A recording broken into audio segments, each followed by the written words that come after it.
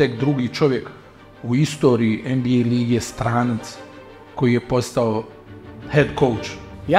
Ja sam gladijator, ja ulazim u ovu utakmicu, ja sam gladijator, ja idem da ubijem, ja idem da uradim sve što je potrebno da pobedim. Ali da li je potrebno da ti vičeš na njih, da ih psuješ, da ih vređaš, ili jednostavno možeš igrača kažeš ovo nije bilo dobro. Jednostavno, ja sam osoba koja smatram da sam jako odgovoran. Dobar dan, dobrodošli. Novo izdanje XN News Chat podcasta. Jedan izuzetan gost sa nama u ovom izdanju emisije, neko ko ima, pa rekao bih, najspecifičniju trenersku razvodnu priču od vjerovatno svih trenera koje ćemo da ugostimo. Neko ko je od 4. španske lige suštinski došao do mjesta prvog trenera u NBA ligi, tek drugi čovjek u istoriji NBA lige stranac koji je postao head coach, kako to danas svi vole da kažu. Naš današnji gost, gospodin Darko Rajaković. Dobar dan. Mislim da nisam napravio onako loš uvod, ali stvarno vaša priča je izuzetno specifična. Vi ste prošli jedan nevjerovatan put. Ovo je kao da neko, pa hajde, ne znam, da napravim analogiju u fudbalu iz ne znam, neke lige iz koje se obično ne regrutuju treneri, dođe do samog vrhunca da postane trener pa Real Madrida, Paris Saint-Germaina. Kako je sve krenulo? Možda kao Jose Mourinho koji je bio prevodilac pa je postao trener. Čak ni to, jel? Makar je bio prevodilac u Barceloni. Ima svakakve priče, jest. Pa da, posle igranja košarke u mlađim selekcijama u Borcu i u Čačku, već sa 16 godina sam ukapirao da ja neću biti taj neki sljedeći John Stockton ili Sale Đorđević. Imao sam najvišu ambiciju, bio sam jako posvećen svemu tome, ali jednostavno falilo je centimetara, falilo je talenta. Nisam jedan onaj koji će kaže imao sam povredu, to me je sprečilo. Tako da ušao sam vrlo rano, već sa 16 godina sam počeo da radim kao trener. I mislim da te prve 2-3 godine u Borcu su mi bile ključne. Radio sam sa mlađim selekcijama, radio sam kao pomoćni trener Milanu Petronijeviću Peci, koji je nažalost preminuo pre 3 nedelje, i imao sam priliku da od samog starta osetim to uzbuđenje kada radiš sa igračima, kada igrači napreduju, kada nauče nešto novo i kada vidiš da im to daje rezultate. Tako da zaljubio sam se u trenerski posao vrlo lagano i vrlo brzo i nekako uvek sam razmišljao na dugi plan. Znači, nikada nisam želeo prečice, nikada nisam želeo da dođem do nečega što ne zaslužujem. Uvek sam birao dalji put. Primer toga jeste i kada radio sam u Crvenoj zvezdi nekih 7-8 godina. Marin Sedlaček kada je dolazio u Crvenu zvezdu i kada je preuzimao mlađe kategorije, zvao me i rekao je evo ti tvoj under 20 tim da treniraš mladi tim do 20 godina, evo juniori. Ja sam rekao hoću da dođem u Zvezdu, želim da dođem, ali želim da počnem da radim sa pionirima i želim da tu generaciju izvedem do kraja. Jednostavno sebe kao trenera sam uvek video kao nekoga ko želi da uči, da bude studiozan, da se priprema, da ne preskače nikakve stepenike, sa verom da jednog dana kada prava prilika bude se predstavila da ću biti spreman za taj moment, da ću imati dovoljno iskustva i znanja da taj moment iskoristi. Tako nekako se i desilo. A vi baš niste preskakali stepence, to je činjenica i nekako baš neka priča gdje se na kraju radom dođe do tog nekog konačnog cilja, jer biti NBA trener, glavni trener, nema ništa iznad toga u svijetu košarke, u vašoj branši, ajde da to tako kažemo. Kako neko može da skrene pažnju na sebe iz niželigaških struktura u Španiji, da dođe uopšte u priliku da radi u NBA ligi? Nije to da sam ja skrenuo pažnju na sebe radom u Španiji i tako dalje. Ja sam radio kao internacionalni scout, paralelno kao i trener i radio sam sa San Antonijom čitavih 10 godina. Imao sam priliku da putujem i da budem deo stručnog štaba San Antonija tokom letnje lige, da budem deo tima u play-offu, draftu i tako dalje. Tako da ja sam bio jako povezan sa Amerikom dugo vremena. I čovjek koji me je zaposlio i dao mi priliku da radim u San Antoniju od samog početka, Sam Presti, on je postao prvi čovjek Oklahoma City-a, Seattle Supersonics prvo, pa su prešli u Oklahoma City, tako da bilo je to interesantno. Ja sam radio tada u Španiji, bio sam već 3 godine u Španiji, imao sam neke prilike da odem da radim na drugim mestima kao glavni trener, da odem da radim u Japan i tako dalje. Nekako osjećao sam da nije moment za tako nešto. I razgovarao sam sa mojim jako dobrim prijateljem Quinnom Snyderom i on mi je rekao Oklahoma City ima otvaranje mesta za prvog trenera razvojne lige. Čuj se sa Samom i vidite da li tu nešto može se završiti. Onda sam ja pozvao Sama. Rekao sam da sam zainteresovan za posao i on je rekao, odlično, hvala, to je odlično ime, međutim mora da napravimo dobar, detaljan proces, ne želim da te dovodim ovdje, da bude, dovodimo Darka zato što si ti prijatelja sa mnom, želim da svi ljudi koji su u klubu da vide da li si ti za to ili nisi. Da. I to je onako bilo vrlo interesantan proces koji je trajao skoro čitava 2 meseca, gde su njihovi skauti, agenti, kontakti koje su imali po Evropi, zvali su trenere iz Srbije, iz Španije, zvali su sudije, zvali su fizioterapeuta mogu u timu, zvali su igrače u mom timu. Znači jednostavno, ono što sam naučio iz toga jeste da ne može se sakriješ. Kad neko želi da sazna o tebi ko si i šta si, jednostavno vrati se na način kako si radio, kako si tretirao ljude, kako si se ponašao, znači to je ono što dosta ljudi u Evropi ne razume, čemu taj intervju procesu u Americi. Neko te zapošljava, neko hoće ti da posao da radiš u biznisu koji je jako ozbiljan i žele da znaju s kim rade. Ne ide to na lepe oči, ne ide to samo na osnovu toga da li si ti osvojio nešto ili nisi, nego mnogo se više stvari gleda tu. Tako da posle 2 meseca i svog tog drila došao sam na intervju u Oklahoma City i bilo je jako intenzivno i tamo i susreti sa ljudima iz medicinskog bloka i upoznavanje skauta i upoznavanje trenera, tako da na kraju bio je ceo taj konsenzus, ok, to je taj čovek i ponudili su mi posao prvog trenera. Amerika je, znamo, kada je trenerski posao vrlo zatvoren. To pokazuje dosta primjera, evo sama činjenica, ja sam rekao, vi ste drugi trener u istoriji NBA lige koji je stranac glavni trener. Teško je, jako teško, evo, proces od 2 mjeseca da bi bio pomoćni trener u Oklahomi. Jako je teško, mnogo teže nego igračima.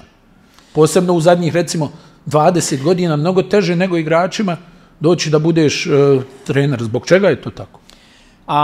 Zato što je to drugi sport. NBA i razvojna liga, to je bukvalno drugi sport u odnosu na Evropu, u odnosu na Euroligu, u odnosu na FIBA takmičenja. Pravila su drugačija, putuje se drugačije, trenira se drugačije, jednostavno potpuno je drugačija kultura oko samog sporta. I ja njih razumem, ne opravdavam, ali razumem tu bojazan da dovedeš nekoga koji je iz Evrope, koji ranije nije imao nikakvo iskustvo sa takvim sistemom i kažeš, evo izvoli da radiš ovde kao prvi trener. Jednostavno nije tako jednostavno, jer moraš da budeš deo tog sistema unutra, moraš da upoznaš taj kako funkcioniše, da bi mogao da razumeš to i da onda dobiješ priliku i šansu da radiš na tom nivou. Ali jednostavno potpuno je drugačiji sport, drugačiji su odnose, drugačije se razgovara sa medijima, drugačija su putovanja. Da, u Evropi se igra veliki broj utakmica, vidim da timovi sada igraju i po 100 utakmica godišnje. Da li to je 100 utakmica u roku od 8 ili 9 meseci? Tamo se igraju 82 utakmice u periodu od 4,5 meseca. Treba znati kako se putuje pre, posle utakmice, kako se organizovati sastanke sljedeći dan. kako trenirati ekipu kada nemaš trening. To su sve onako vrlo specifične stvari. Mislim da Evropa ima fantastične trenere, jako kreativne, jako dobre trenere. Mislim da će trend da se nastavlja, da evropski treneri dobijaju sve više i više šansu u početku da rade kao pomoćni treneri dok ne nauče taj malo sistem. Mislim da će biti sve više i više internacionalnih trenera. Meni je drago da je ove godine i Jordi Fernandez dobio šansu da radi kao prvi trener, ali opet i on je neko koji je prošao američku školu, mnogo više nego ja. Ja sam radio u Evropi jako dugo. Njegova cela trenerska karijera je u Americi. On jeste Španac, jeste internacionalni trener, ali je, da kažemo, američki đak, tako je. Ajde, samo kratka digresija, ukratko. Kako ste završili u Španiji? To smo zaboravili da prokomentarišemo. Da, interesantna priča isto tako. I zašto Španija? Da, zašto Španija? Radio sam u Crvenoj zvezdi u mlađim selekcijama i organizovali su u Madridu taj tim Torrelodones i organizovao da 3 tima iz Madrida igraju protiv 3 tima iz Beograda. Znači, iz Beograda bili smo Beovuk, Beovuk, Partizan i Crvena zvezda. Igrali smo turnir protiv Torredonesa, Real Madrida i Fuenlabrade. I onda smo otišli tamo i bili smo nekih 7 dana, odigrali 4-5 utakmica i tako dalje i ja sam zapao za oko trenerima i ljudima u tom timu tamo i oni su mene već tada zvali i ponudili su mi ugovor da idem u Španiju. U tom trenutku meni to nije odgovaralo i predložio sam svog prijatelja i kolegu Ivu Simovića da on ode u taj tim. On je otišao u tim i u roku od 2 godine potpuno je promenio filozofiju i rada i tako dalje. 4. španska liga u tom trenutku imala je igrače koji su zarađivali 8 i 10 hiljada eura mesečno. Znači, pričamo o španskoj ligi i kada vratiš film, u tom trenutku to nisu bile cene igrača ni u prvoj ligi Srbiji. Imali su dosta internacionalnih igrača i tako dalje. Međutim, meni se to nije svidjelo. Šta je poenta 4. lige ako igraš neke momke koji imaju po 25, 30, 35 godina i ne mogu da idu nigde. Znači, od samog starta ja i Ivo koji je bio na licu mesta tamo radu sa timom, želeli smo da napravimo priču mladi. Razvoj mladih igrača, da napravimo jedan projekat koji će bude projekat za razvoj mladih igrača i da bude najbolji program za to u Španiji. Ivo je to pokrenuo, ja sam došao tamo i u roku od nekih 4-5 godina mi smo stvarno napravili najbolji tim u celoj Španiji za rad sa mladim igračima. Da su igrači iz Real Madrida, iz Malage, iz Barcelone napuštali te timove kadetske i juniorske da dođu da igraju kod nas. Jer smo uspeli da spojimo neku špansku školu košarke i da prilagodimo onu našu jugoslovensku, srpsku školu košarke sa jakim fokusom na individualnom radu i razvoju igrača i to je davalo dobre rezultate da smo mi sa timom Torredonesa u kadetskim i juniorskim uzrastima pobeđivali i Real Madrid i igrali protiv Nikole Mirotića i Luke Dončića i pravili stvarno i dobre rezultate i razvijali mlade igrače koji su dolazili da igraju kasnije profesionalno u ACB-u i tako dalje. Tako da takav projekat me je zaista zainteresovao i želeo sam da budem deo tog projekta. Onda sam, kada sam napustio Crvenu zvezdu, otišao i priključio se njim. Oklahoma. Vi dolazite u Oklahomu. Šta vam je bilo, ajmo reći, najveće iznenađenje i što se tiče vašeg posla, trenerskog, a i ovako van terena? Koliko je trajalo to prilagođavanje na upravo ovo što ste govorili, drugačija liga, drugačija pravila, drugačiji način treniranja, drugačiji život generalno kada se izađe iz dvorane, drugačije, njihove navike su generalno, pa neću reći potpuno drugačije, ali značajno drugačije u odnosu na nas, Evropljane. Evo ovako, da sam otišao direktno iz Srbije tamo, verujem da ne bih uspeo. Verujem da ne bih napravio dobru priču i dobre rezultate. Bio sam 3 godine u Španiji. Imao sam priliku malo da promenim način shvatanja, razmišljanja i tako dalje. I naravno, moje iskustvo posete i rada tokom letnje lige i biti deo organizacije kakva je San Antonio mnogo mi je pomoglo da već znam šta da očekujem i šta su očekivanja od trenera i kako komunikacija treba da bude i kako se radi timski u stručnom štabu i tako dalje. Tako da sve to me je jako dobro pripremilo za moje iskustvo u razvojnoj ligi i opet bio sam deo Oklahoma City-a koji u tom trenutku je verovatno najviše pažnje i energije posvećivala razvojnoj ekipi. Imao sam fantastičnu podršku uprave kluba, imali smo dobre igrače u timu i napravili smo dobre rezultate i ono što je najbitnije u moje 2 godine tamo, 11 igrača je dobilo garantovane ugovore u NBA i uspeli smo da promorišemo i neke mlade igrače koji su u tom trenutku igrali kod mene, od Reggie Jacksona, od Jeremy Lamba, od Perry Jonesa, Andre Robertsona, dosta igrača je tu došlo i dobili su šansu da igraju na profesionalnom nivou i da naprave dobre karijere u NBA. Tako da cijela ta neka situacija me je jako dobro pripremila za sljedeći korak. A što se tiče samih iznenađenja, nije to bilo nekih velikih iznenađenja jer sam jako dobro već poznavao taj sistem. A opet, ja kao trener, mi kao treneri, nas baci na mesec, nije nikakav problem. Prilagođavanje i košarka, na kraju krajeva to je košarka i radimo ono što volimo i to je privilegija i jednostavno tako sam uvek gledao na svoj posao. Kako se trener iz Evrope pomjera u hijerarhiji na NBA klubi? Šta je bitno? Već ste pomenuli, komunikacija je drugačija, sve je drugačije. Tamo čast nekim trenerima koji su zaista dugovječni, rekao bih da je značajno drugačija komunikacija u odnosu sa igračima nego što je u Evropi. Šta je bitno?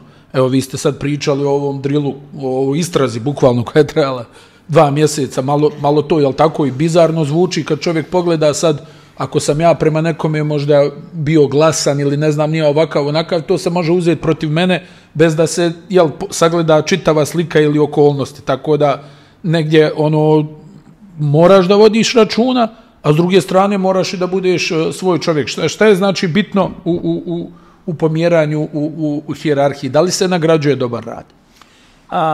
Da, i to je ono što mi se stvarno sviđa u američkom sistemu, jeste da vredan rad, naporan rad, poštenje, iskrenost se nagrađuje. I ono što mi se naročito sviđa, ne nagrađuje se to preko noći. Znači, ne možeš da dođeš tamo i da odradiš dobar posao za godinu dana i super, evo, odmah lovorike i sva pažnja ide na tebe. Jednostavno, korak po korak mora da se napreduje, se stiče iskustvo i takav je bio i moj put. Ja sam bio u pomoćnim treneru u stručnom štabu sa Scott Brooksom.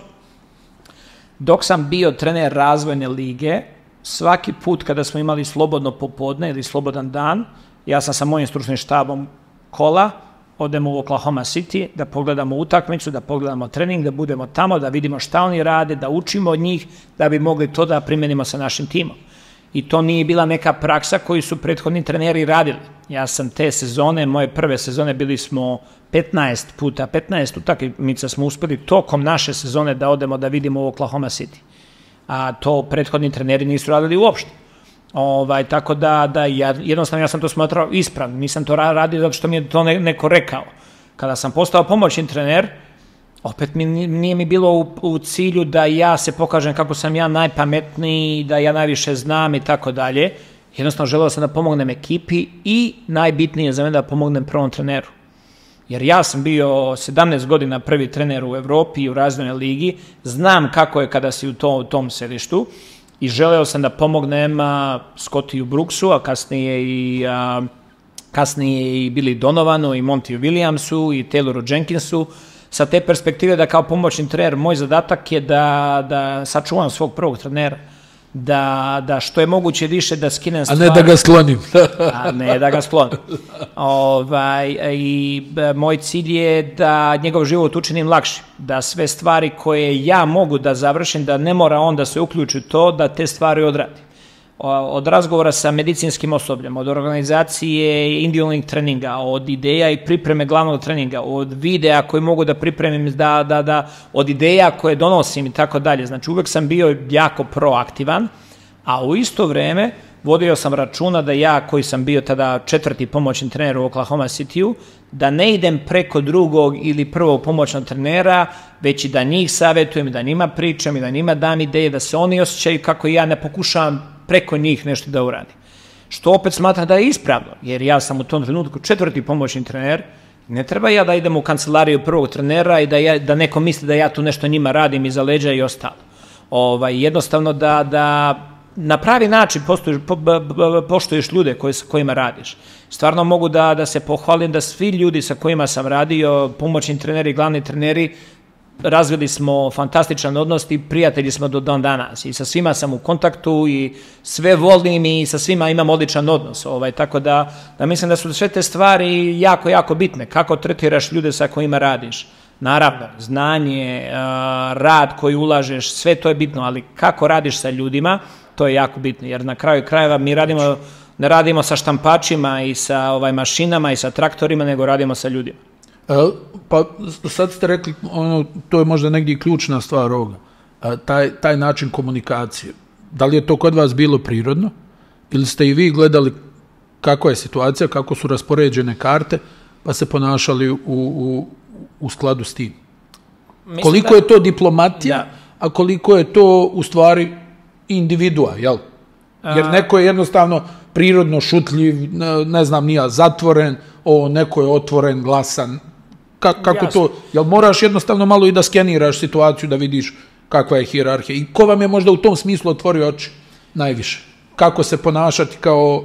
Odlično pitanje. Mislim da opet moj rad kao prvog trenera, uvek sam sebe stavljao šta prvi trener želi. Ti ako si prvi trener ekipe, prvo pitanje je da li želiš da imaš stručni štab koji će da bude usmeren jedan protiv drugih ili želiš da su svi na istoj talasnoj dužini i da svako svakome pomaže. Meni je jako bitno bilo da uvek kada sam bio glavni trener u Evropi, da moj stručni štab funkcioniše dobro. Samim tim kada sam postao pomoćni trener, želeo sam zadržim tu istu energiju. I naravno, gledaš kako ljudi funkcionišu, gledaš ko ima neke jače strane, kako možeš nekome da pomogneš. Uvek sam dolazio sa te perspektive kako mogu da pomognem kolegama, igračima, prvom treneru i timu. Jer mislim da ako donosiš vrednost, da će neko u nekom trenutku prepoznati tu vrednost. Moj put je bio takav da sam kao pomoćni trener radio 10 godina u NBA, mislim da sam tu odradio nekih i dobrih stvari, možda sam i ranije zaslužio priliku da dobijem... Darko, samo kratko podpitanje, jel bilo neke možda gorčine sa vaše strane u datom trenutku kad pomisliš da si možda ranije mogao da dobiješ neku šansu ili sam sa sobom kažeš ok, nema problema, nije sad meni suđeno, nastavljam dalje da radim pa ćemo da vidimo? Nije bilo gorčine nikada, ali uvek je bilo kada će doći taj moment. Znači, da li je mogao da dođe ranije i tako dalje. Ja nikada nisam želeo i da kažem da, moram da dobijem posao kao prvi trener. Jednostavno, želeo sam priliku da dobijem, priliku da razgovaram i da imam intervju za posao. I tako je krenula i priča sa Toronto Raptorsima. Ja sam bio u poolu od 20 trenera koji su imali prvi taj krug razgovora i daleko od toga da sam ja bio prvi kandidat. Zašto? Zato što moje ime se nije spominjalo kao on je sledeći trener, imao je intervjue zadnjih 5-6 godina, sad je njegovo vreme. Jednostavno, prvi put kada sam dobio šansu da intervjušem za posao, proces je traje jako dugo, ali dobio sam posao već iz prvog puta. Jedan možda detalj, hajde, pričali ste koliko ste spremni bili, vjerovatno i vi osjećali da ste spremni za taj posao prvog trenera, jer proveli ste jako puno vremena i radeći u Evropi, pa onda radeći kao pomoćni trener u NBA ligi. Koliko je drugačije to pomjeranje, ja volim to da kažem, od pola metra na klupi. A preuzima se neka nova vrsta odgovornosti, koja je, čini mi se, ogromna. Velika je razlika, naravno, velika je razlika jer su odgovornosti drugačije, jer je deskripcija samog posla drugačija. Kada si pomoćni trener u NBA ligi, radiš sa 2 ili 3 igrača individualno, radiš skaute, uvek ima tu prostora malo da kada nemaš skaute da možeš da radiš nekim drugim projektima, jednostavno drugačiji je ritam rada, a kada postaneš prvi trener, imaš mnogo više odgovornosti, imaš razgovor sa medijima svaki dan, maltene, jako je bitno kako razgovaraš sa medijima, jer ti si glas tima, front office upravo kluba, oni razgovaraju sa medijima 3 puta godišnje. Znači ja sam taj koji uvek prenosi poruku medijima. Moj stručni štab broji 15 ljudi. Znači imam... Mala kompanija faktički. Pa mala kompanija, 15 ljudi, ali pričam samo o trenerima. Da, to govorim. 10 trenera plus 5 video koordinatora. To je 15 ljudi. Firma za sebe suštinski. A onda svakoga dana je saradnja sa našim medicinskim blokom i kondicijnim trenerima i tu je još 12 ljudi. Znači to je 27 ljudi koji svakoga dana ja sam za njih odgovoran. To pričamo pre nego što se okrenemo igračima. A igrači su, tim je takav da imaš 15 igrača koji su u rosteru, imaš 3 igrača koji su na ovim dvosmernim two-way kontra i opet imaš i razvojnu ligu, tim gde isto razvijaš mlade igrače, pa treba da imaš komunikaciju sa trenerima. Treba i to pogledati, jel? Tako je. Tako da mnogo više stvari, spektar odgovornosti je mnogo veliki, tako da jako brzo moraš da reaguješ od razgovora sa upravom kluba, razgovora sa medicinskim osobljem, razgovora sa trenerima, razgovora sa igračima. Ja se trudim svaki dan da sa svakim igračem porazgovaram bar 2-3 rečenice, da vidim kako su, šta se dešava i tako dalje. Tako da ogromna je organizacija je najbitnija stvar i vremena jednostavno nema da se sve te stvari svakoga dana postignu. Za vas su uvijek govorili da puno radite. On puno radi. To je nešto što sam ja onako, ja mislim i prvi put čuo kad je pomenut Darko Rajaković u Oklahoma. Je li to nešto što se uči ili se čovjek rodi s tim? Nisam razmišljao filozofski sa te strane, dobro je pitanje. Jednostavno, ja sam osoba koja smatram da sam jako odgovoran i postoji ona izreka da čovekova najjača oslobina je njegova najveća slabost u isto vreme. Ja sam perfekcionista i ja sam jako dobar organizator. I ako si takav, jednostavno uvek razmišljaš. Meni je mnogo teško da isključim mozak i da ne razmišljam. Jednostavno uvek razmišljaš šta je sljedeća stvar, šta još treba da se uradi, kako još bolje da se uradi, šta novo mogu da naučim. I uvek sebe guram da idem ka napred i da učim nove stvari. Znači to je kod vas urođeno, jel? Jednostavno takav sam bio, od prvog razreda osnovne škole roditelji mi nisu pomagali da radim domaći zadatak. Prva ocena koju sam donio u škole bila je 3 i otac mi je rekao bravo, odlično. Tek sam kasnije ukapirao da to baš i nije najbolja ocena koja treba da se ima, ali jednostavno sam sebe bio sam takav da uvek sam želeo više i bolje. I u osnovnoj školi i kasnije sam postao odličan đak i u srednjoj školi odličan đak i Vukovac. Tako da uvek sam želeo više i jednostavno nekako to u mom slučaju to dolazi iznutra.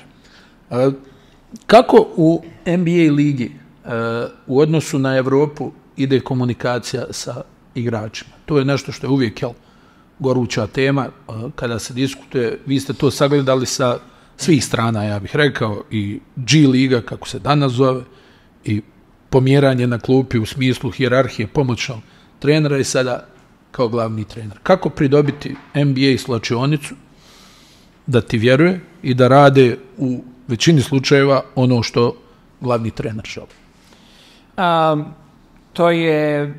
To je odlično pitanje i to je pitanje za svaki tim na svakom nivou. Onaj ko trenira pionire u Srbiji ili treniraš NBA tim, imaš svakoga dana, ti radiš sa ljudima. Znači, tu će postojati i ego, to će postojati ljudi koji su oko tima, koji pokušavaju tim igračima da pričaju određene stvari, tu su agenti, Jednostavno, moj način, moj pristup radu jeste da sa svakim igračem imam individualni pristup, da svakom igraču želim da posvetim vreme i pažnju, da iz svakog igrača želim da izvučem maksimum i da svakom igraču pružim pažnju. Ja želim da igrač zna da ja želim ono što je najbolje za njega i ako on bude najbolja verzija sebe, da će to pomogne i tim. Pokojni Čika Ranko Žeravica, imao sam priliku da sarađujem sa njim dok sam bio u Španiji, da radimo zajedno i neke kampove i dosta vremena smo provodili zajedno i razgovarali i njegovo je uvek bilo treneri rezultat stave na prvo mesto, ali tako? Da. Kako doći do rezultata, strategija, kako ćemo mi da uradimo scouting, priprema i tako dalje i na poslednjem mestu razmišljaju o samom igraču. Znači, Karanko je uvek pričao, treba bude obrnuto. Jer ako igrač napreduje napadački i defanzivno, ti ćeš biti u prilici da staviš taktiku koju on može da izvrši i to će ti donese rezultate. I jednostavno, vrlo suptilna jedna promena u načinu razmišljanja i to je uvek bilo u mojoj misli. Kako da ja pomognem igraču? Kako da taj igrač postane bolji? Ako je on bolji igrač, lakše ću ga ja koristiti. Rezultat, svako želi da pobedi. Svako želi pobedi. Znači, ja ne znam nijednog trenera, ja ne znam nijednog igrača koji ide u utakmicu i kaže, danas je super dan, idem da izgubim danas. Svako želi da pobedi. Ali kako da se pripremiš za to? Kako je najbolji način da budeš u prilici da napreduješ i da dođeš u situaciju da pobeđuješ?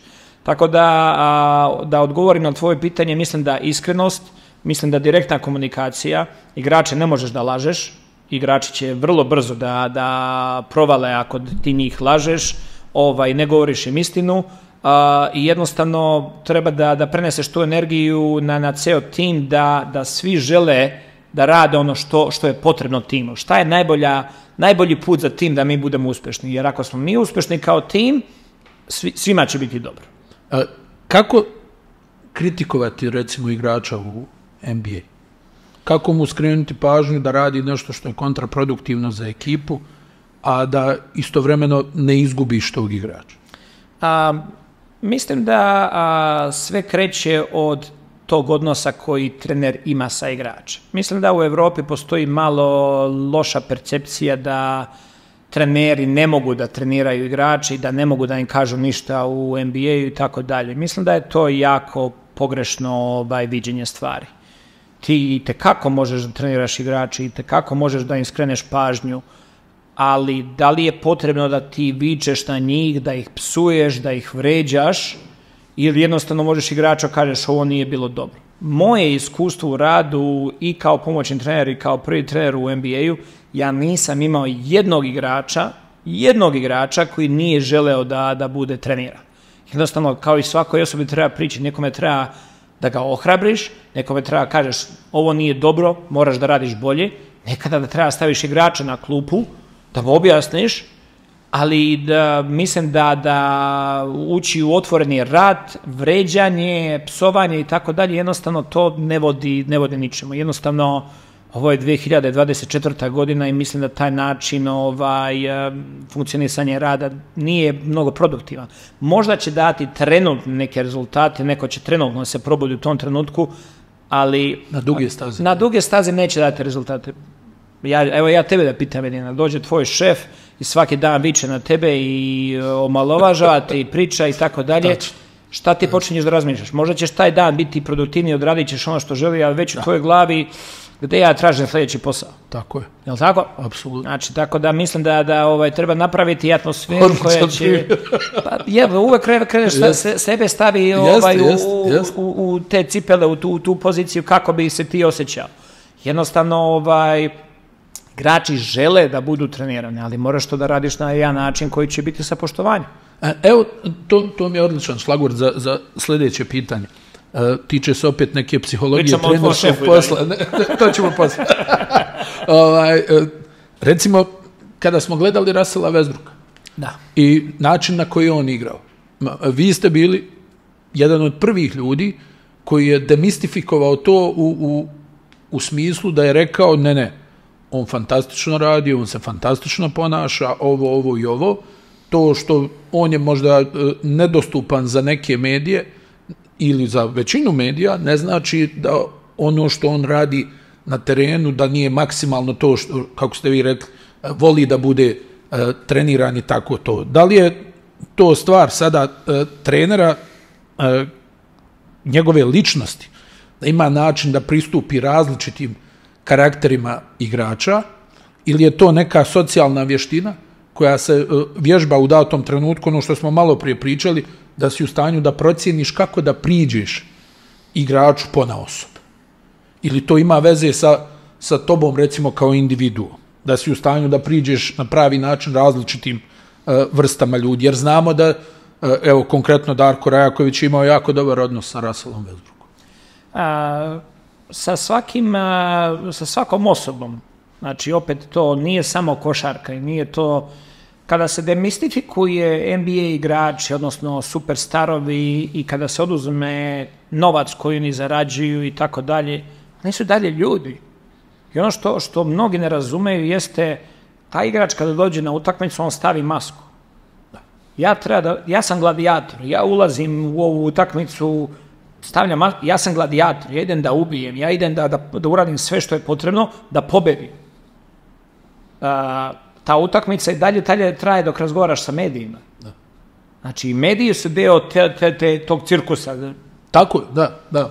Ono trenutka kada se to završi, kada taj momak, tada taj igrač uđe u kola i krene kući, on postaje otac, on postaje brat, on postaje prijatelj, muž i tako dalje. Znači, on ne odlazi kući da bude gladijator, da se ponaša na isti način. I ceo svet može da vidi igrača u tom nekom stanju u periodu od 3, 4, 5 sati. Šta se dešava sa ostatkom dana? To je ono što mislim da je jako bitno za trenere, da znaju da igrač je mnogo više nego samo broj i osoba koja se pojavlja da igra utakmicu. Da mnogo više stvari njega čini igračem i osobom nego samo to. Ja ono što uvek volim da radim, kada upoznajem novog igrača u timu, onda ću ti primjer, u Oklahoma City bio sam pomoćni trener, doveli smo Patrika Petersona. I mi smo otišli na ručak, ja sam želeo njega da upoznam. Ja sam rekao, ajde da pričamo. I on kreće, znaš, ja sam krenuo da igram košarku. Rekao, ne. O svemu pričamo, sem o košarci. Ja hoću da tebe upoznam ko si ti van košarke. I onda u tom razgovoru on je pričao kako želi da bude producent jednog dana, da pravi filmove, da je mu to njegova najveća strast, pričao je o porodici, pričao je o milion nekih drugih stvari. Da smo mi samo pričali o poslu, te stvari nikada ne bi izašle na video. I onda ja kada njemu prilazim nekom sljedećom prilikom, mogu mu jesi vidio ovaj film? Mi imamo već zajedničku temu, možemo pričati o nečemu što je van košarke. Ali isto tako onda ja njemu mogu da kažem, ovo je interesantna priča, taj isti Patrick Peterson, imali smo rukija u Oklahoma City-u i u NBA je neko pravilo, veterani imaju pravo malo da se zezaju i da maltretiraju, da kažem po znacima navoda, rukije. I on je uzeo loptu u practice facility, bacio je loptu na drugu stranu i rekao rukiju, idi donesi loptu. Ja sam rekao, Patrick, šta si ti uradio kao veteran da njemu pomogneš? Da li si ga izveo na ručak? Da li si mu rekao šta treba da radi? Da li si mu kupio delo? Da li si mu pokazao šta je NBA i kako NBA funkcioniše da bi ti njega mogao da maltretiraš po znacima navoda? On je stao ovako, razmišljao, kaže, upravo si. I onda je rekao, ruke, neka, ja ću da idem po loptu. I već sljedeći dan je razgovarao sa tim momkom i pomagao mu u nekim drugim stvarima. Znači sve, ali to ja ne bih mogao da uradim da već nisam imao prethodno izgrađen odnos sa njim. Da sam mu to samo rekao ovako, mi rekao, ma pusti i tako dalje. Vi ste sada, dakle, kako smo rekli, trener Toronto Raptorsa. Toronto Raptorsi su sa Kawhi Leonardom, sa onim nukleusom koji je dugo bio na okupu, bili NBA šampioni. Tu je jedan od najboljih u ovom poslu, hajde, generalnog menadžera, predsjednika košarkaških operacija, Masai Ujiri. Vi dobijate šansu na poziciji prvog trenera Toronto Raptorsa, ekipa koja sada želi da izgradi novi identitet, što se kaže da krene od početka. Vi ste prošle sezone imali jako dobar start sezone, mimo svih očekivanja, dugo vremena bili i na 50% omjera pobjeda i poraza, pobjeda gore, pobjeda dole. potpuno nebitno. Ja bih rekao iz moje neke perspektive da je to možda i najteži posao danas u NBA ligi. Voditi tim koji treba podmladiti, napraviti novu priču, novu hemiju, a istovremeno zadržati neku konkurentnost te ekipe. Znači da ne izgledamo ovo što je danas moderno da se kaže kao džak za udaranje, nego naprotiv da mi igramo neku svoju igru, da gradimo novi identitet, a da istovremeno ostanemo konkurentni. Bez obzira, vi to najbolje znate, u NBA ligi odjednom se ovako okreniš, izgubio si 7-8 utakmica za redom. Kako pronaći energiju, kako pronaći zanos i način da držiš slačionicu na okupu u jednoj takvoj situaciji gdje je svima jasno, jel, mi moramo da izgradimo nešto novo, a to opet nije proces koji se dešava, ne znam, u mjesec dana, super, ovaj januar da pregrmimo i onda će sve biti dobro. Kako pronaći tu sad taj moment, što je, rekao bih, danas najteži posao u ligi, po mom mišljenju? Ne bih se složio. Dobro. Ne bih se složio da je najteža stvar. Najteža stvar je kada bombe padaju na tvoj grad, najteža stvar je kada nemaš platu i kada ne možeš preživiš te stvari. Mi koji smo u sportu, mi imamo privilegiju. Mi imamo privilegiju da radimo ono što volimo. I ono što je situacija mog tima, ja imam izuzetno veliko uzbuđenje za ono što nas čeka. Mi nećemo biti tim koji će da juri da osvoji titulu ove sezone. Ali mi sada postavljamo nukleus onoga što treba da donese rezultate nama u budućnosti. I to toliko uzbuđenja meni donosi. Toliko energije imam da uđem u novu sezonu. Toliko rada provodimo već tokom ovog leta u pripremi igrača za sve to. Biće poraza, biće pobeda. Ali ja želim da sa svojim timom gledam na ovakav način. Mi ili ćemo da pobedimo utakmicu ili ćemo da naučimo nešto novo iz utakmice. Ono što je meni jako bitno jeste da svi mi vidimo viziju i da vidimo gde idemo i da znamo da će biti tu i uspona i padova, ali da mora da zadržimo pravac. I tu je ono što će za mene biti jako uzbudljivo i gde najviše energije ću da posvetim, jeste da svakoga dana mogu da dođem na posao i da inspirišem igrače da ostanu na tom putu. Da zbog jednog poraza ili 2 ili 5, šta već, da ne počnemo sada da izmišljamo toplu vodu i da menjamo stvari i da menjamo filozofiju, već da ostanemo čvrsti na tom putu i da znamo šta želimo. Jer to mislim da je najbitnija stvar, da mi znamo šta želimo i da znamo gde idemo i da svakoga dana se pojavimo da damo svoj maksimum. Znači, ja koristim jednu krilaticu za svoj tim, win the day, pobedi svakoga dana. Ti ne igraš svakoga dana utakmicu, ali kada imamo slobodan dan, da li ćeš da iskoristiš taj slobodan dan na pravi način, mentalno, fizički da se oporaviš, da imaš masažu i tako dalje. Kada imamo trening, da li ćemo da imamo najbolji mogući trening tog dana, da li ćemo da više energije i pripreme da stavimo u to nego svi ostali. I to mora da bude naš princip rada. Jer kada praviš kuću, najbitniji stvar je temelj. I najviše vremena provodiš kada praviš osnovu kuće, kada praviš temelj. Najviše vremena prođe na to. Posle da staviš zidove i krov, to nekako sve dolaze i brže i lakše, ali dobar temelj, to je ono što će ti dati osnov da praviš vrhunske rezultate u budućnosti. Tako da ja sa toliko energije čekam ovu novu sezonu i sezone koje dolaze, da pravimo jednu fantastičnu stvar i da vratimo naš tim gde svi želimo da budemo, da se borimo da osvojimo titule. Da, naravno. Igrači u NBA ligi, često to slušamo kroz priče veterana, sezona je duga, izuzetno naporna, restrikcija nema, evo, ispravi me ako griješim u smislu da stručni štab kaže karantin i ne znam, ja to ne postoji u NBA ligi. Kako se ponašati ako je igrač voli da izađe, talentovanje, a njegova izvedba, nastup na terenu ili na treningu trpi? Kako se razgovara u tom kontekstu? Da li se razgovara? Karantin ne postoji. Naslanjam se na ovo što ste vi rekli, znači da vodiš računa, da si tu na treningu, da iskoristiš slobodan dan, ne znam ni ja, nego da jedeš zdravo, da vodiš računa što unosiš u organizam, tako dalje, tako dalje.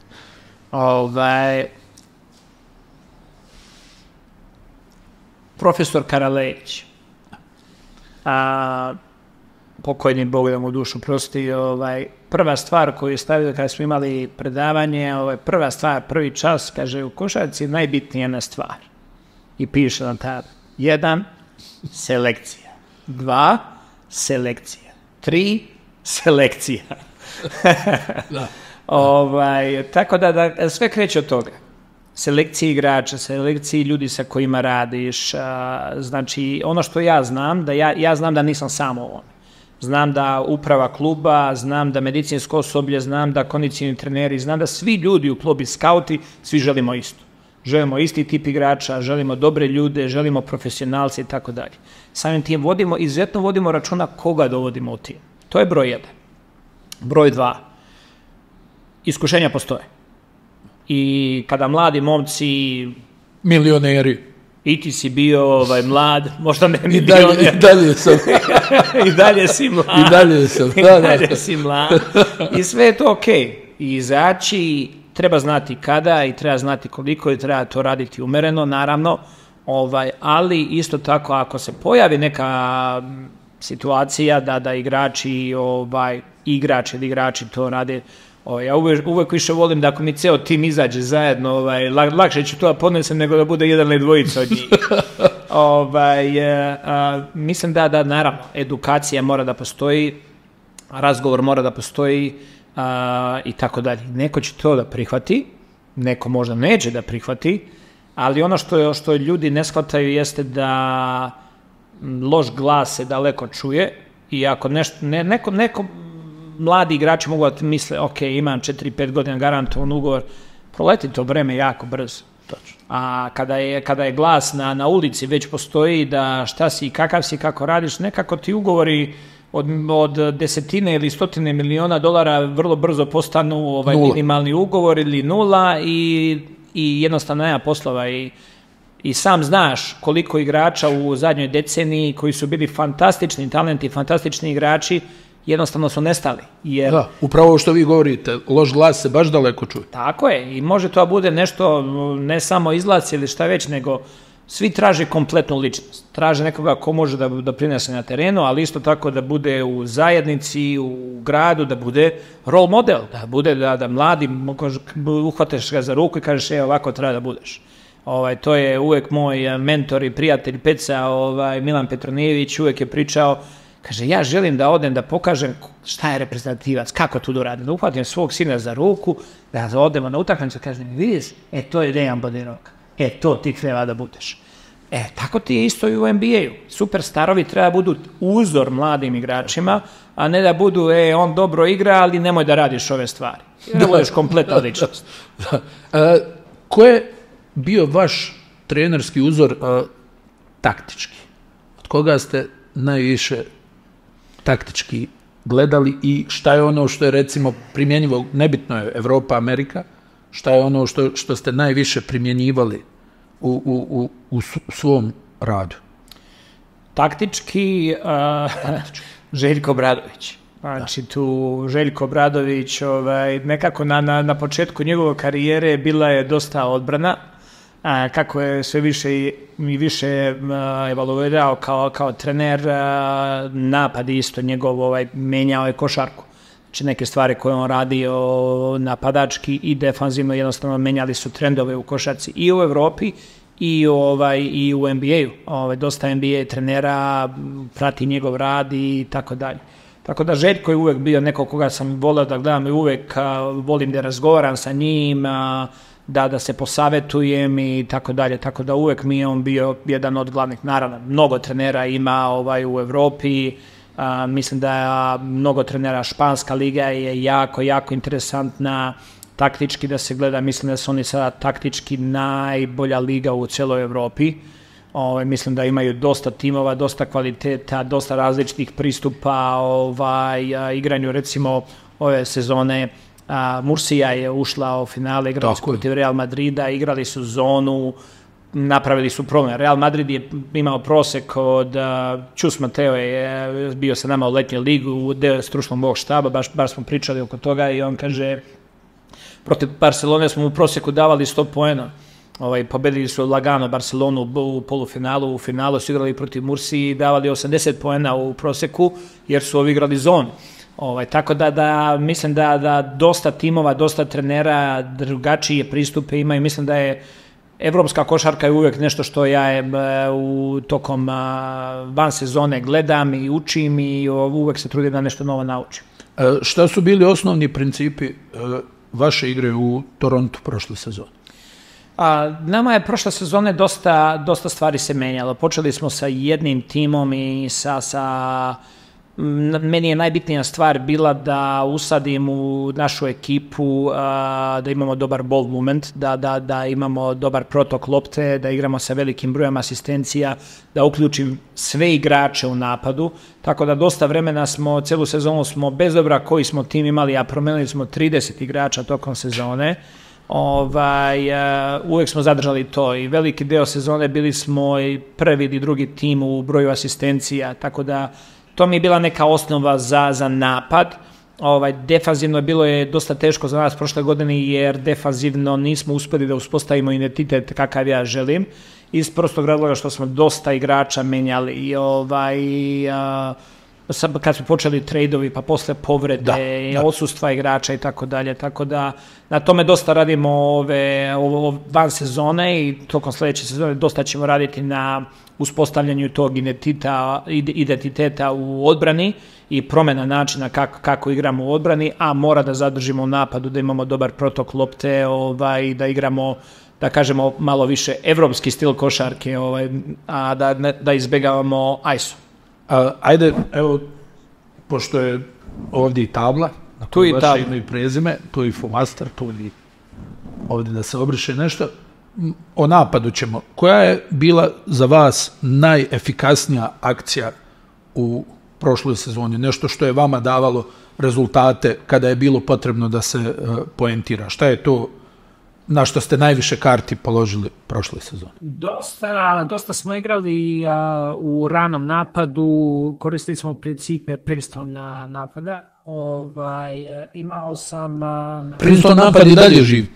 I dalje živi, ali se adaptira. Princeton napad, koji se igra na college nivou, ili dalje 30 sekundi, je dosta rigidan napad. Ulazi su napad i postoje pravila, ako se ovo desi mora dosta ima kontinuiteta, jedna, druga, treća strana.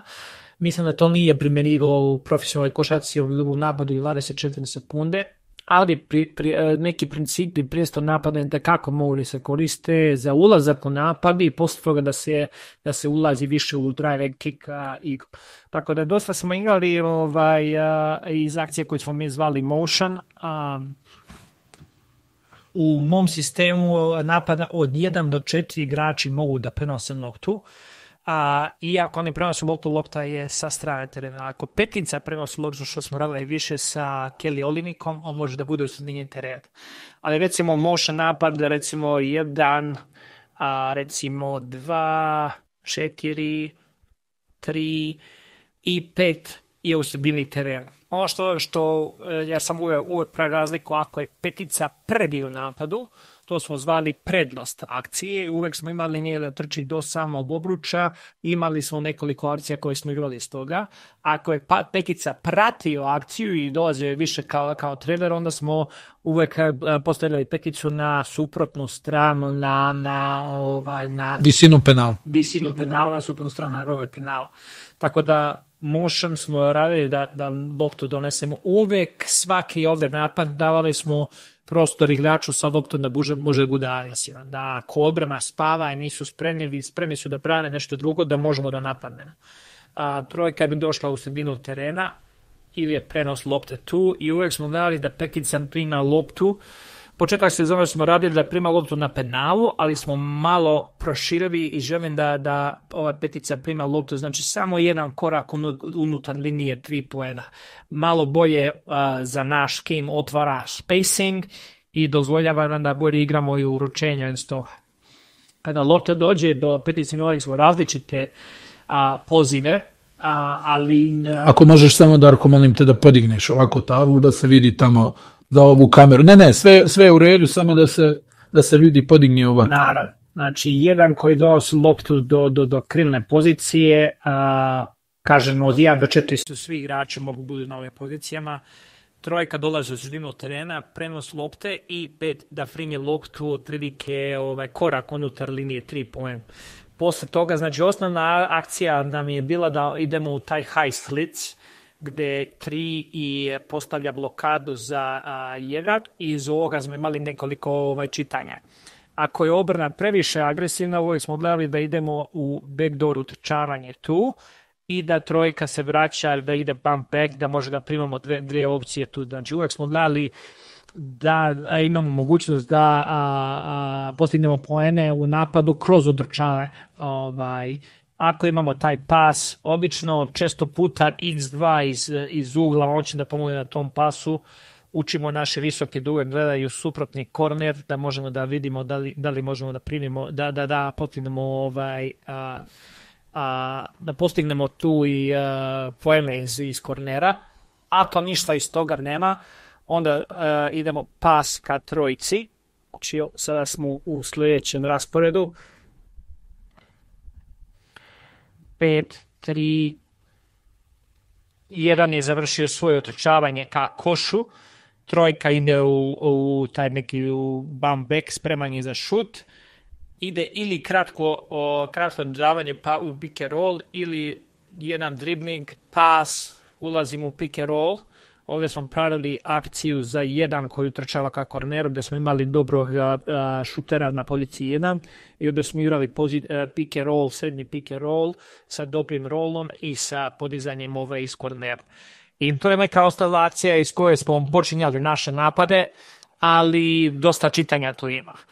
Jedno od vidnih čitanja za nas je bilo u samoj split igri. Nešto što smo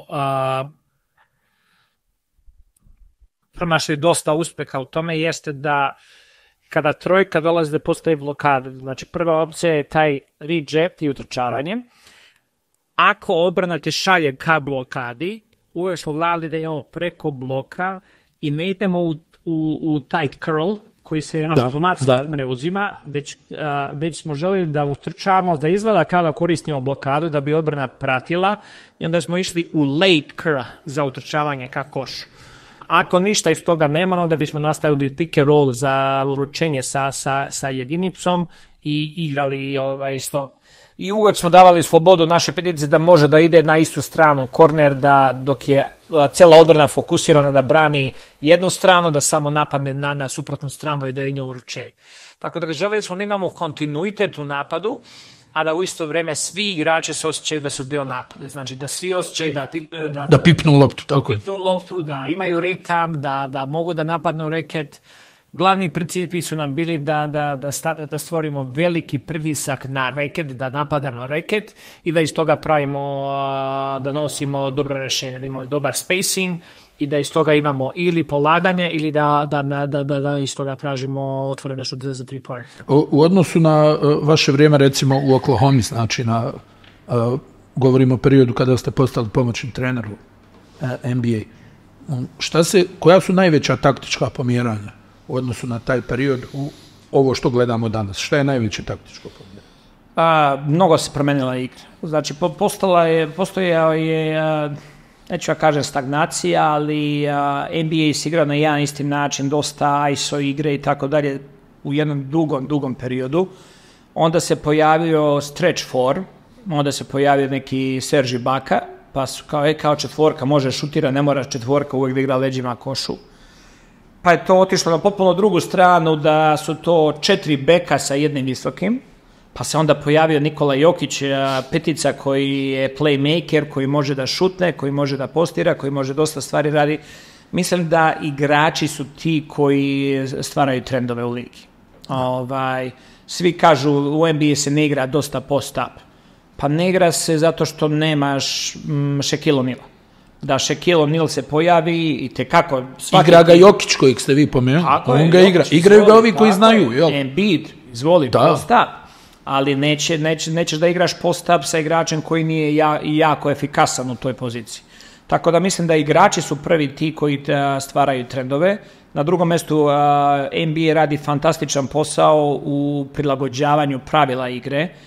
Uvijek neko pravilo se menja, dodaje da bi se ubrzala igra, da bi bila atraktivnija, da bi bilo veći broj poena, da bi uvijek nešto se dešava što zahteva i od igrača i od trenera da vrše svake godine neke adaptacije za to. Sada sljedeće sezone u razvoju ligi će biti challenge će biti za svaku situaciju, za svaku sudijsku odluku trener će imati pravo. To je eksperimentalno. Eksperimentalno, ali mislim da ako da dobre rezultate, što mislim da hoće, mislim da vrlo brzo će to biti u NBA, da će moći svaka situacija da bude challenge. Definitivno šut za 3 poena, ekspanzija šuta za 3 poena je... Jel se smanjuje, Darko, ili je i dalje to na... To je na jako visokom nivou. Bio je trend jedno vreme da uopšte nema da sve bude na obruču ili da sve bude za 3 poena. Mislim da to polako se vraća, da postoji i ta neka mid-range igra. Zašto oduzeti to nekome ko je majstor u tome? Jel? Tako je, opet se vraćamo tome, ako si ti dobar u tome, naravno ćeš da ga koristiš. Chris Paul jedan je od boljih igrača. Durant, Booker, mid-range, jel? Tako je. To je interesantno da si pomenuo Bookera, jer u Phoenix Sunsima kada smo bili sa Montyjem Williamsom, nismo želeli da budemo mnogo rigidni i dozvolili smo igračima da šutiraju taj neki mid-range. Ja sam posle 15 utakmica otišao kod Montyja i rekao, Monty, Devin Booker šutira 56%, ali ovaj drugi šutira 32%. Ne daj njemu. Mogli bi, a taj isti igrač koji je šutirao 32%, on je šutirao 40% za 3 poena. Pa nemoj trošiti te šuteve, tu šutira ih bolje. Mislim, zdrav razum. Znači, jel se zadržalo to, Darko, i sad kod vas u stručnom štabu u Torontu, da igračima skrećete pažnju, šutiraj ovo, nemoj da šutiraš ovo? Ili je to možda malo previše, jer utakmica je živa stvar, ako neko napravi prostor i šta znam, prednost u napadu, ili vodite računa o tome, ovo što smo malo prije pomenuli, daj da bude na obruču, ovaj dobro šutira mid-range, daj njemu, vi gledajte da raširite, ne znam, da prijetiš iz kornera za 3 poena i tako dalje. Jel to možda malo teško iskomunicirati prema igračima ili kako? Mislim da u mom slučaju ja razgovaram sa igračima na samom početku sezone i pričam im o stilu igre kako mi želimo da igramo. I objašnjam igračima vrednost šuteva. I objašnjam im tako da svi igrači nisu isti. A ovaj šut je jako dobar za tebe, treba taj šut više da radiš. To ne znači da nikada ne treba da šutneš šut sa polu distancije i tako dalje. Postoje situacije kada taj šut postaje dobar šut. Da li odbrana će biti u dubokom dropu, pa se otvorio tu prostor, da li je igrač koji ispod koša, da li će to biti, nije isto da li je taj igrač Brook Lopez, koji je odličan shot bloker, ili Rudy Gobert, ili će biti neko drugi koji nije toliko dobar. Tako da dosta individualno, ali i tekako postoji edukacija igrača i tima koju vrstu šuteva želimo. Ne želiš da igrači postanu roboti, da previše razmišljaju o tome, ali i tekako treba da imaju edukaciju i da im pomogneš da budu što efikasniji. Iz vašeg bogatog iskustva, koji su najteži periodi NBA sezone za svaku ekipu? Da li je to januar, da li je to decembar? Koji je period kada i vi osjetite kao treneri da ekipa udara u zid tih bjesomučnih putovanja sa jedne na drugu stranu, ne znam, nija 20 dana nisi kući, i šta se radi u tom periodu? Generalno za sve timove je vrlo slično, to je januar mesec i one prve 2 nedelje februara pre All-Stara, veliki broj utakmica, akumulacija utakmica, umor i tako dalje, tako da tu negde između 52. i 55. utakmice stiže All-Star pauza i koja je itekako potrebna da bi se oni regenerisali fizički i mentalno, i onda se tu timovi pripremaju za snažan završetak kraja sezone i za borbu za play-in i za borbu za play-off i tako dalje. Tako da to je karakteristično za sve timove da u tom nekom periodu malo udare u zid. Kako onda iskomunicirati? Šta se radi u tim trenucima? Kako vratiti igrače u taj neki ritam, jer stvarno putovanja su, ja ne znam s kim sam razgovarao, jel, samo da ideš iz grada u grad, popiješ kafu i vratiš se, kamoli da igraš utakmicu, pa je ono, jednostavno, ono neka mašina koja gazi, nema staja. Mislim da je leto jako bitno. Da tokom leta u kakvu formu, kondiciju, gdje dovedeš svoje telo i gdje dovedeš svoj mentalni pristup, da i to može ti pomogne tokom sezone. I što je sezona duža, spreman se za te stvari. Ako leto ne iskoristiš na pravi način da se dobro fizički i psihički spremiš, onda će ti periodi, kako ih zovu tamo, dog days, biti stvarno teški. A opet se vraća sve na to kakve su ambicije tima i kakve su tvoje individualne ambicije. Pre neki dan sam čuo fantastičnu priču koju ja nisam znao za Michaela Jordana kada je bio u srednjoj školi, nije bio selektiran na toj prvoj ekipi i trener je došao da gleda sve te momke iz ekipe koji su igrali neki iz njihov 5-5, bez trenera, bez ičega, ali su imali su rezultat, vodili su rezultat. Bilo je 10 igrača na terenu, samo jedan igrač je igrao ekstremno borbeno, požrtvovano, dao je sve od sebe. Iako nije bio u ekipi. To je bio Michael Jordan, a njegov tim u tom trenutku je gubio 25 razlike. Znači, kada dođu ti teški momenti, oni stvarno pokažu ko si i šta si. Znači, što je teža situacija, što je i dublje u sezoni, što je više izazova, oni naprave razliku. Nije razlika između igrača koji zarađuje 300 ili 400 miliona i ovoga koji zarađuje 20 miliona, nije to razlika nebo i zemlje. To su vrlo suptilne razlike i te razlike se itekako primećuju u ovim trenucima, kao što imamo priliku da vidimo istoriju sa LeBron Jamesom, čovjek koji ima 40 godina i način koja igra i sve ostalo. Zašto? Zato što je izuzetno motivisan, zato što želi da napravi legat od svoje karijere, zato što uvek želi više i bolje, jednostavno to dolazi od njega, zato je jedan od najboljih u istoriji. Da li to, Darko, znači da igrač faktički tokom čitave godine mora da bude u određenom trenažnom procesu? Jer mi znam, evo, sjetit ćeš se i ti onih priča, nekada kod nas su to bile zajedničke pripreme, je li tako? Klubske, reprezentativne, nije bitno. U NBA se uvijek govorilo o tom nekom individualnom radu tokom ljeta.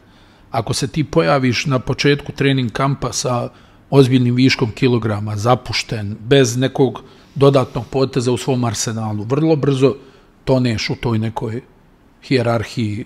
Ali kako pronaći motivaciju za taj individualni rad? Jer sjetit ćemo se, nekada nije bilo trenera za individualni razvoj i rad sa igračima. Nekada su igrači sami trenirali, tokom ljeta, uglavnom. Tako je. Nekada je stvarno bilo tako. Trenažni kamp predsezona u NBA traja duže, bilo je 4 nedelje. Sada je taj period smanjen na 3 nedelje. 4 nedelje ranije su igrači dolazili, ući ću u formu tokom kampa. To više ne postoji. Znači, sada NBA igrači maltene tokom cele godine, tokom celog leta rade ili sa svojim trenerima ili sa trenerima iz kluba, ali održavaju formu i to je ono što smo pričali, da leto je vreme kada dodaješ nešto na svoju igru.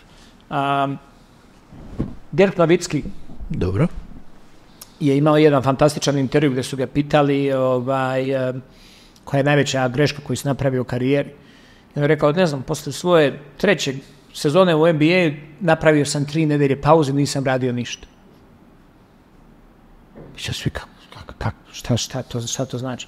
Toliko mi je trebalo posle da uđem u ritam treninga, rada i svega, da mi je ta sezona bi bila jako teška. Kaže, od tada, kada se sezona završi, bez obzira kada se sezona završi, 3 dana slobodna, 4. dan ja počinjem da radim. Ali to ne znači da ću da idem na košarkaški teren i provedem 6 sati tamo. Da li će to biti vožnja biciklom, da li će to biti igraću tenis, da li to igram fudbal. Trčanje, da li teretana, ali ja stalno objašnjavam mladim momcima u NBA, ti živiš od svog tela, tvoje telo je formula, znači ti ne možeš da parkiraš u garažu i da očekuješ neke dobre rezultate.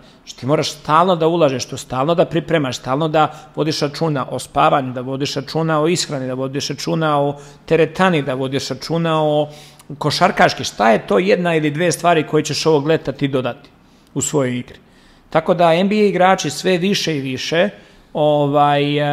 su posvećeni tome. NBA liga nije što je bila pre 30 godina i tako dalje. Mislim da je to mnogo Slistim flašu viski, ali sam i dalje, da. Tako je, tako da to više nije tako. Jednostavno, preveliki je ulog. Odgovori su fantastični, dobri, sve je omogućeno tim momcima da budu najbolja verzija sebe. Zato ja lično mislim da trenutno stanje kako je NBA, mislim da imamo priliku gledamo najbolju košarku ikada u istoriji. Ja bi se složio. Samo da te pitam za dvije stvari koje se u NBA potenciraju zadnjih nekoliko godina. Prva je oporavak, odnosno san. Druga je ishrana. Gdje svjedoci smo da veliki broj igrača izbacuje recimo crveno meso ili ne jedu meso uopšte, da baš vode računa šta jedu. I s druge strane, slušao sam od dosta ljudi iz NBA tu priču o snu, o količini spavanja koja se dešava posebno nakon utakmica, tokom putovanja i to. Možeš li nešto više da nam kažeš o tome? San je najjeftiniji i najbolji lek ne samo za profesionalne sportiste, nego za svaku individu, za svaku osobu. Kada se dobro naspavaš, bolje je raspoloženje, reguliše se hemija organizma, reguliše se ispravna ishrana tokom dana i u isto vreme, znači ne menjaš neke svoje paterne. San je izuzetno bitan. Oporavak pravi se dešava tokom sna. Tako da izuzetno vodimo računa kako organizujemo naša putovanja. Poznato je da posle svake utakmice adrenalin je jako visok.